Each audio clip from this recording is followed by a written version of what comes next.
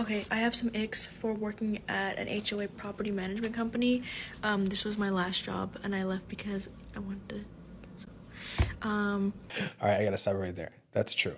That's how I know she worked in HOA management, because one of the side effects of doing this job is that you regularly want to off yourself. So Probably the most annoying thing about the job in general is just the people on the board.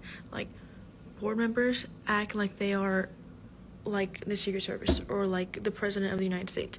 You are a regular person, you are just nosy, and that's why you're on the board, because you want to know everyone's business. You're annoying. Don't talk to me. Second most annoying, their spouses, especially the wives.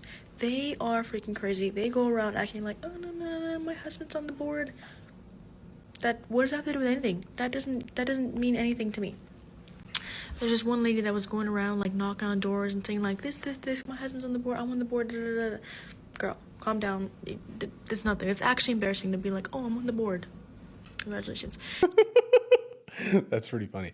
That is kind of true in the sense that the best board members I've ever met are super like humble about it, and they're not advertising that they're on the board, because then people harass you and want you to do stuff. So people who are kind of out there advertising that they're on the board usually might be a red flag. Number 3, when people complain that neighbors park in front of their house.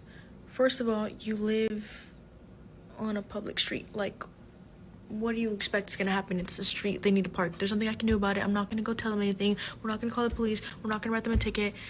Mind your business. Stop. Like, it's or park your car there so they can't park there. Like, I don't know what you want me to tell you. Number 4. I will say there are plenty of times where people just ask you to do stuff that there's no way to enforce it or follow up on it. And that's super annoying. It's super annoying to have to tell someone, I can't do anything about that. I'm sorry. She's going about it maybe a little bit, but I get where she's coming from. Calling because you see your neighbors like doing something to their house, like, oh, my neighbor's planting plants, did they get permission? First of all, I can't tell you any information. Second of all, why does it bother you if they're putting in freaking roses? Like, what? Roses are not an approved plant. Who cares? Like, what? It's not your house. Mind your freaking business. Oh my gosh, they're so annoying. Number 5, most of them have a speed limit of like 15 miles per hour. There's a car and they were going 20 miles per hour. Okay, when? Yesterday? What kind of car was it? Do you see where it's coming from? Nope. Okay, well, if there's no car, there's no description, you don't know where they came from, there's nothing we can really do. Well, this is, like, what do you want me to do? There's just a car? What am I supposed to do about it? Like, That's so true. That goes back to the last thing. Like, people put in requests or violation all the time that I don't know. We can't follow up on it. I need like a license plate number or a description. I need to know what unit it came from. Something. You got to give me something to follow up on it. She's completely right on that. And it is super frustrating.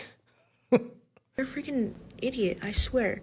Number 6, dog poop.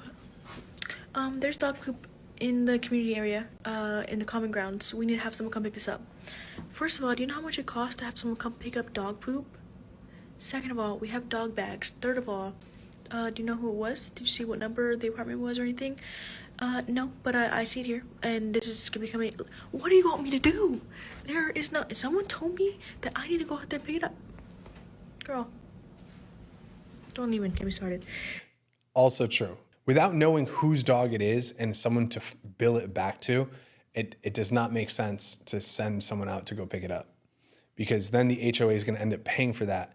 And so one person's breaking the rules, and then all the unit owners are basically paying to subsidize that person who's breaking the rules. So best thing is just figure out who's doing it, and then you can send someone to pick it up, and then you can bill it back to them. But yeah, you don't want to just send someone out there to pick it up without knowing who's going to end up paying for it. Because if not, the HOA pays for it, and you don't want that. Speaking of animals, stray cats. There's so many stray cats here. It's out of control. Okay, well, how about you stop feeding them, and maybe they won't freaking be out of control. What would do? You want me to get a cage and go trap them myself? Like, what do you want me to do? I need to call animal services. Animal services is not gonna come. They don't want to come. Gosh. This girl's kind of funny. A lot of those things are true. She's just saying the things that we all deal with and think all the time. But yeah, some people are a little unreasonable, have high expectations, and if I were her, I could understand her frustrations. I can understand her frustrations because I have a lot of similar frustrations, but that's not the type of videos I want to make. But it is fun to hear other people commiserating with me.